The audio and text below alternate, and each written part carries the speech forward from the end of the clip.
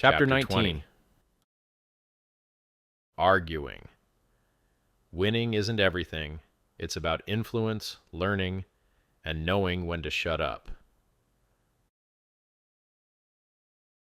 Part 1. The purpose of arguing. Why bother? Listen up. In your day-to-day life, you're not going to enjoy spending your time trying to educate every person you meet. Most people aren't interested in a lecture. They'll resent being talked down to. And even if you manage to impart some knowledge, it won't change their behavior. Real influence happens not in endless one-on-one arguments, but when you broadcast your ideas through scalable means, via video, audio, print, or online content.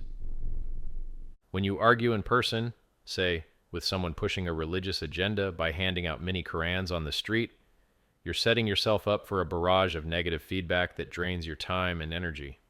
The truth is, trying to change minds in the trenches of everyday interactions is a losing battle. Instead, save your breath for arenas where you can influence at scale and ignore the hateful, uneducated noise that clutters the margins. Part 2. Know your audience. The 80-20 rule in Persuasion. If you're on the bleeding edge of understanding an idea, that pedantic bullshit is essential for you. It's the difference between getting the next idea right or missing the nuance that separates the innovators from the followers. But let's be honest. For the average layman, who isn't constantly cross-referencing 10 different perspectives in his mental research paper, 80% of the argument is plenty. Focus on conveying that 80% of core value to the majority. Don't waste time trying to educate every 2% nuance to someone who's already tuned out. If you feel like arguing with that guy who just repeated what you said, go ahead and waste a couple of minutes. But don't expect to change the worldview of someone who's not interested. The profit from trying to change other people's minds is minimal. They mostly just hate you for it, and you end up giving them a reason to dismiss your ideas outright. Part 3. Choose your battles. Align or compete. Don't waste time on both. Here's a hard truth. People argue for 2 reasons. Some do it to appear cool and competitive in front of onlookers, while others genuinely value alignment and shared ideas. When you pitch the same idea to 2 identical people in parallel universes, the one who sees value in aligning with you because they believe you have something to offer will be receptive. Meanwhile, the person who senses you're about to leave or can't offer them real value will instinctively become belligerent, more interested in fighting you than listening to you. So, when you're trying to influence someone, signal early that you're around for the long haul. Let your audience know that your ideas are not fleeting. They're built for lasting impact. This not only filters out the perpetual arguer who just wants to pick fights, but also attracts those who see potential in collaboration. Remember, if you're selling an idea that's wrong, I hope it fails miserably. Don't waste your energy defending bullshit. Part 4. The dynamics of persuasion. Specificity, evidence, and common ground. Overgeneralizing in an argument is a one-way ticket to mediocrity. When you disregard specificity, you risk ending up in debates with people you'd actually agree with if you'd only dialed in the details. There's a law, one I've mentioned before, stating that 2 logical people, given the same data, will always reach the same conclusion. The only reason they wouldn't is if one isn't logical, plain and simple. Some of the smartest individuals choose different sets of facts or hide their real objectives behind vague language. This forces them to defend positions that aren't truly theirs. If everyone were more precise with their words and clearer about their goals, you'd see far more consensus on what works. Outstanding claims demand outstanding evidence. That's not just a catchphrase. It's a guiding principle. If you claim something rare or incredible, you must require rare and robust proof. Look to Bayes' theorem. The less likely an event, the stronger the evidence you need to support it. Christopher Hitchens famously said that whatever is presented without evidence can be disregarded without evidence.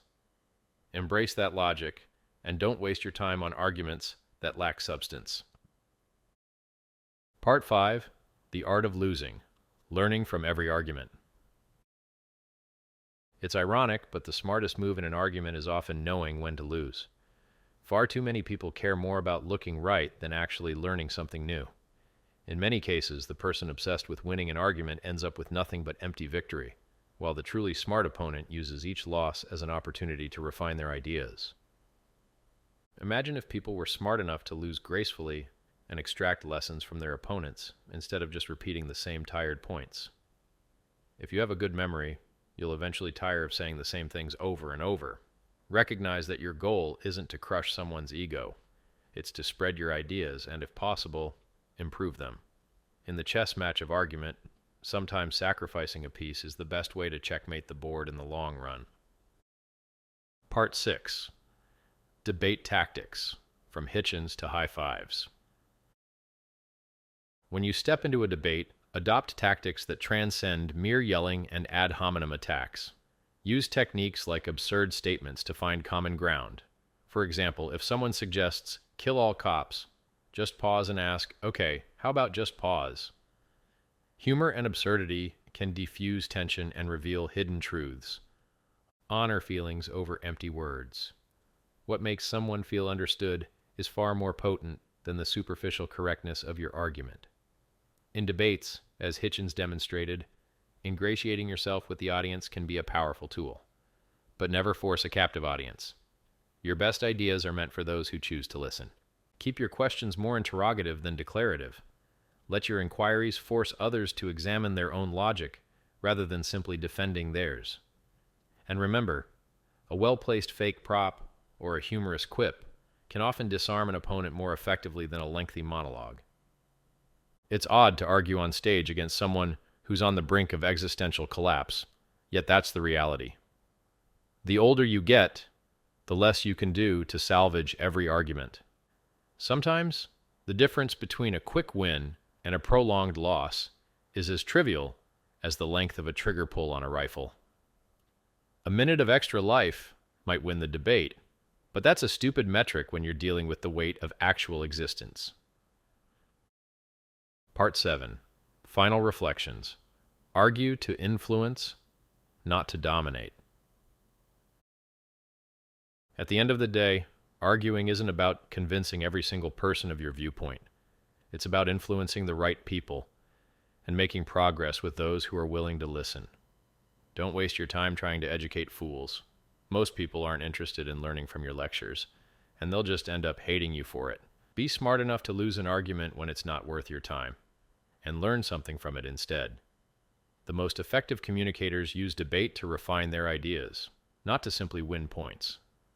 Remember that the ultimate goal is not to force everyone to agree with you, but to create an environment where genuine, valuable ideas can spread, where consensus on critical issues can be reached through precise, evidence-backed argumentation. If you approach every discussion as a chance to build powerful relationships and foster mutual growth, rather than just as a battlefield for your ego, you'll not only preserve your energy, but also enhance your influence in the long run.